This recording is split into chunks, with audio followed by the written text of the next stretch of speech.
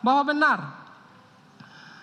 rombongan saksi Putri Chandrawati tiba di rumah Saguling sekitar pukul 15. Kemudian saksi Putri Chandrawati memanggil terdakwa Kuat Maruf yang memang loyal, tingkat kepatuhannya sangat tinggi dan tidak mau menjadi pengkhianat kepada keluarga saksi Perdi Sambo. Dan saksi Perdi Sambo dalam isyarat tangan masuk ke dalam rumah, kemudian saksi Putri Chandrawati dan terdakwa Kuat Maruf naik ke lantai 3 menggunakan lift bertemu dengan saksi Perdi Sambo guna mempersiapkan merampas nyawa korban Nopriansah Yosua Huta Barat, memastikan korban Nopriansah Yosua Huta Barat tidak melihat adanya stayer hak dalam mobil Lexus B1MH yang digunakan menuju tempat merampas nyawa korban Nopriansah Yosua Huta Barat.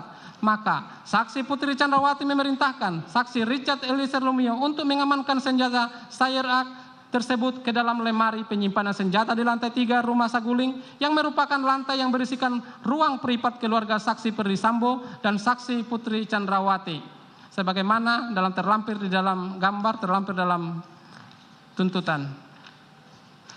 Bahwa benar saksi Putri Chandrawati meminta saksi Rijal Wibowo dan terdakwa Kuat Maruf untuk tidak menguji swab PCR, sedangkan saksi Susi, saksi Richard Eliezer Pudium Lumiu dan korban Nopriansah mengikuti uji swab PCR. Disimpulkan dari keterangan saksi Riki Rijal Wibowo, saksi Kuat Maruf, saksi Nepi Aprilia, saksi ahli Heri Perianto, bahwa benar saksi Putri Chandrawati masih menyempatkan diri untuk makan siang terlebih dahulu di lantai 2 rumah Saguling sebelum naik ke lantai 3 bertemu dengan saksi Perdi Sambo. Disimpulkan dari keterangan saksi Perdi Sambo, keterangan saksi Putri Chandrawati, bahwa benar saksi Riki Rijal Wibowo naik ke lantai 3 setelah dipanggil saksi Perdi Sambo melalui HT.